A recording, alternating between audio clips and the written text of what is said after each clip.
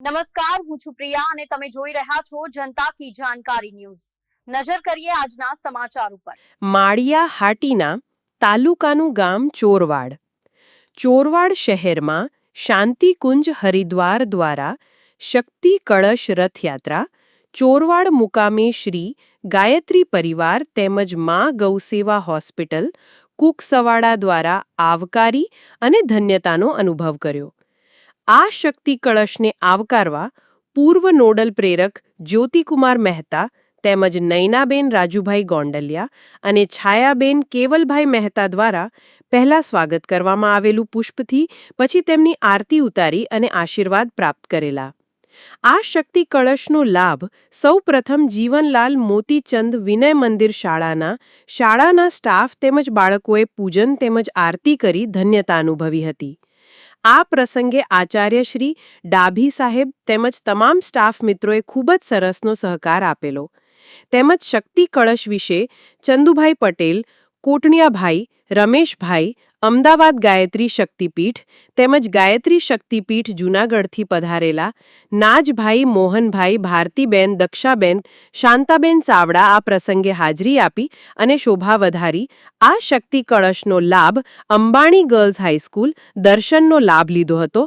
આ સ્કૂલમાં 450 બાળા હાજર રહેલી તેમના આચાર્ય શ્રીમતી મનીષાબેન તેમજ સંચાલક જયંતિભાઈ ડાભી હાજર રહેલા। કુમાર શાળાએ નગરપાલિકાના ઉપપ્રમુખ શ્રી દિલીપભાઈ એલ શાહ ઉપસ્થિત રહી શક્તિ કળશનું પૂજન કરી સંસ્કૃતિને પૂજા કરેલી। આ પ્રસંગે મા ગૌસેવા હોસ્પિટલ કુકસવાડાના ભાવેશભાઈ વાઢેર તેમજ ગૌસેવક નયનભાઈ ઠક્કર તેમજ ગાયત્રી પરિવાર ચોરવાડના કીર્તિભાઈ નવીનચંદ્ર મહેતા દ્વારા સમગ્ર ચોરવાડમાં આ શક્તિ રથનો પ્રચાર કરેલો। કન્યા શાળાના આચાર્ય શ્રી બાબુભાઈ વાઢેર તેમજ તેમના સ્ટાફ મિત્રોએ ખૂબ જ સરસ વિદ્યાર્થીની બહેનો દ્વારા સ્વાગત તેમજ આરતી કરાવેલી। લગભગ 550 દીકરીઓ દ્વારા આ શક્તિ રથનો લાભ લીધેલો। આ જ્યોતિ કળશ રથયાત્રા શાંતિકુંજ હરિદ્વારથી આવી છે। આજે 545મા દિવસે માળિયા તાલુકાના ચોરવાડ ગામે પે સેન્ટર શાળા ચોરવાડ ખાતે આવી ઊભી છે।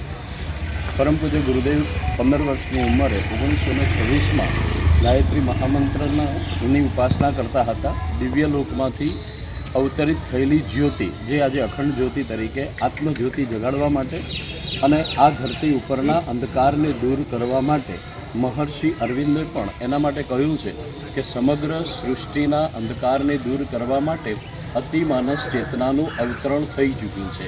એ જ્યોતિ આત્મજ્યોતિને જાગૃત કરવા માટે ચેતનાનું જાગરણ કરવા, રાષ્ટ્રની કુંડળીને જાગૃત કરવા, ભારત સમર્થ, સશક્ત અને વિશ્વગુરુ બને એના માટે પરમ પૂજ્ય ગુરુદેવે 24 લાખના 24 મહાપુરુષ ચરણ કર્યા।